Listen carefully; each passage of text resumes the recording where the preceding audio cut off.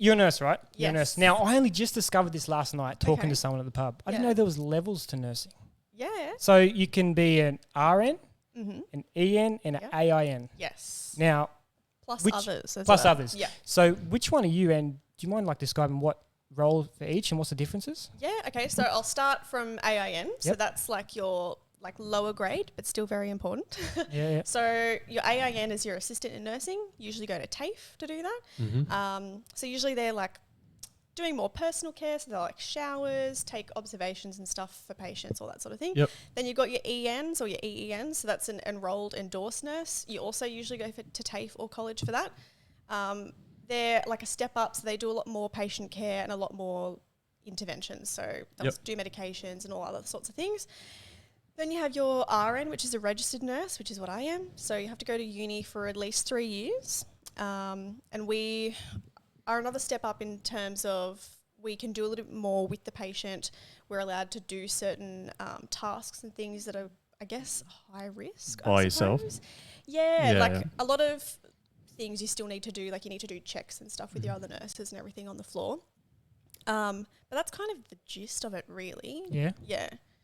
Other than that, you've got other little avenues you can go into when you become an RN in terms of like you want to be a clinical nurse specialist or you want to be a nurse unit manager or all these things.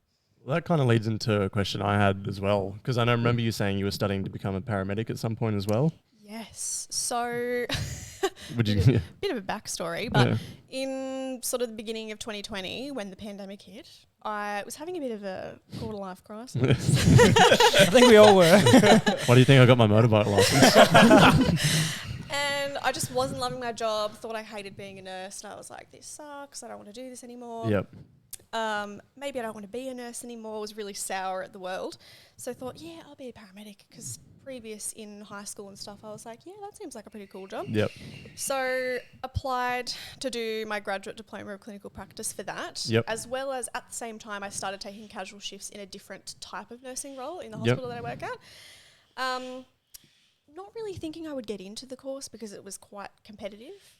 And then I really started liking this other work I was doing. And then I got into the course and I was like, oh, shit. Just double-edged sword, isn't it? So started working a little bit more frequently in the other type of nursing role and thought, hang on a second, I don't actually hate nursing. I just hate where I work. So it's location. So started studying at the same time at the beginning of 2021. And then got a permanent role where I'm working at now, And so I've put the paramedic thing on hold for the meantime, just because I want to focus on nursing. Yep.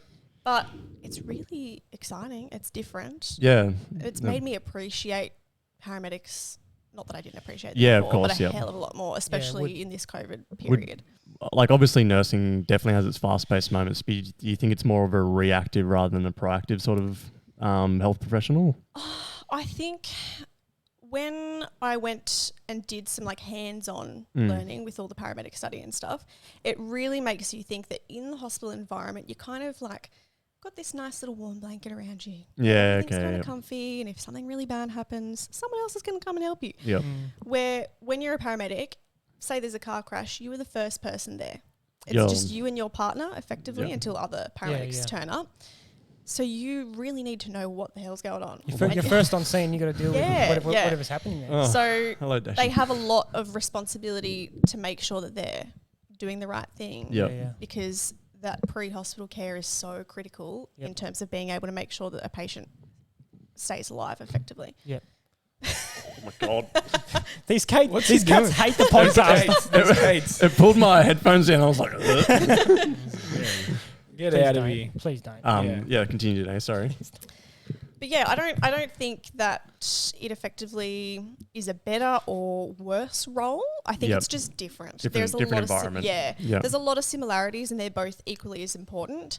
And I think, if anything, I've come to appreciate the pre-hospital part that paramedics do. I'm so sorry. This cat is going to electrocute itself. Wait, Dash. That's pretty. Please, I want you to say that again, because I'm.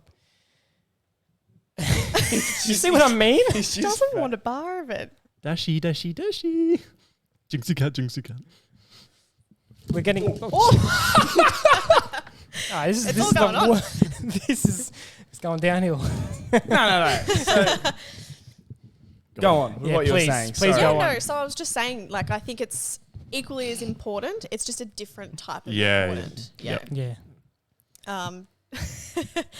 Definitely very imperative, especially nowadays, because pre-hospital care and paramedics have come a long way in terms of their ability to do things for patients first on scene. A lot of the time back in the day, it was like, just load them and go. Like, just go straight to the hospital. And when you got to the hospital, that's when the care started. Probably too late though sometimes. Yeah, exactly. Where now it's so much better because they can actually start care in the person's home. Yeah. You've got way more of a chance of somebody living or, you know, saving a limb or anything, Or regardless not of what living it with the is. debilitating disease. Yeah, exactly. You probably see a lot of horrific stuff as well on the job, which will definitely absolutely. impact you mentally, you know. Yeah, So I think that was one of the things that did make me think, oh, is that something I want to do? Because the likelihood of staying in the job as a paramedic is a lot lower in terms of years. I think no one's usually gonna expire. Yeah. The human per mind se. can only cop so much, can't it? Like, 100%. yeah. And it makes you think, like, if that's, it's the same thing with police and fire Yeah. and absolutely, everything, yeah. with all the devastating Any things that they would emergency see. sort of a service, yeah. Yeah. Absolutely.